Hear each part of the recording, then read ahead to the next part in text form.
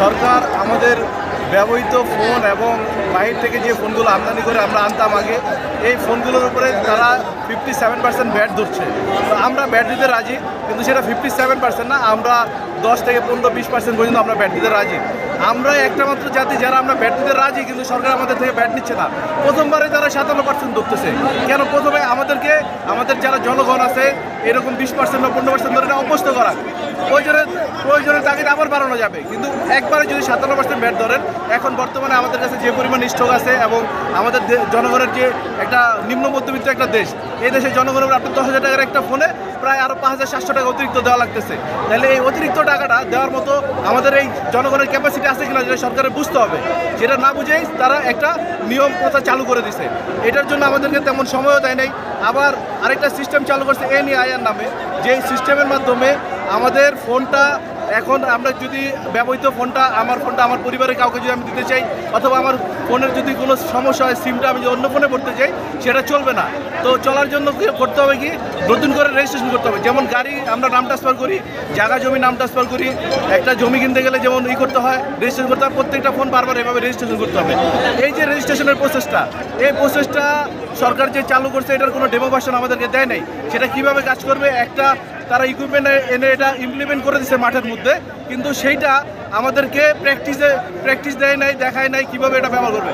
আমরা সবাই একটা ধোঁয়াশার মধ্যে আছি।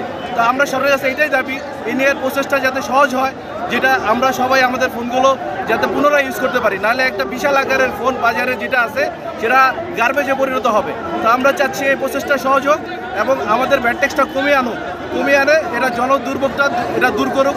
আমরা চাই এই এত বড় ইন্ডাস্ট্রি, আপনি যদি কাউন্ট করেন দেখবেন বাংলাদেশের 80% লোক যারা প্রিয়ন ফোন ইউজ করে, 80% যেখানে প্রিয়ন ইউজ করে, তো এখানে তারা বলতেছে কোনো প্রিয়ন ফোনই নাকি আমদানি করা যাবে না, শুধু নতুন ফোন আনতে হবে। কয়টা লোকের নতুন ফোন কেনার স্বার্থ আছে?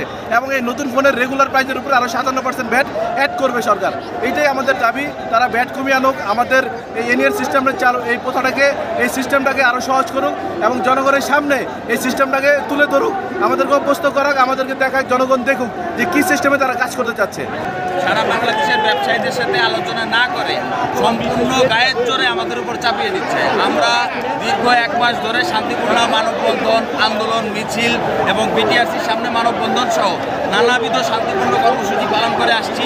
আমরা চাচ্ছি সরকার আমাদের কথা শুনুক, আমাদের সাথে বোঝাপড়া করে। যেহেতু এখানে 25,000-এর উপরে ব্যবসায়ী এই ব্যবসার সাথে জড়িত, আমরা কেউ 15-16 বছর, 12-13 বছর ধরে এই ব্যবসার সাথে আমরা জড়িত আছি। আমাদের রুটি ধ্বংস করে, আমরাও তো এই দেশের নাগরিক, আমাদের রুটি ধ্বংস করে সরকার কোনো ডিসিশন নিতে পারে না। আমাদের সাথে অবশ্যই আলোচনা করে, আমাদের সাথে ঠিক আলোচনা করে সরকার তার করণীয় ঠিক করুক।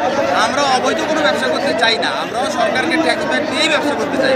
আমাদের সেই সুযোগ দেওয়া হোক, আমাদের বক্তব্য উপস্থাপন করার সুযোগ দেওয়া হোক। 57% ট্যাক্স, এটাতে আমরা একমত না। আমরা ট্যাক্স কমাইতে বলছি, তারা আমাদের কোনো রকম কোনো দাবি করে নাই। তারা তাদের অবস্থানে অটুট আছে, এর জন্য আমরা রাস্তা বন্ধ করে দিচ্ছি। সমর্থিত যারা আমাদের সমর্থিত রক্তের বন্যায় কথা আসবে সেখানে, লড়াই হবে সেখানে, লড়াই চাই, বাঁচতে হলে লড়তে হবে, বাঁচতে হলে দেখতে হবে। চাল রে চাল, চাল রে চাল, চাল রে চাল।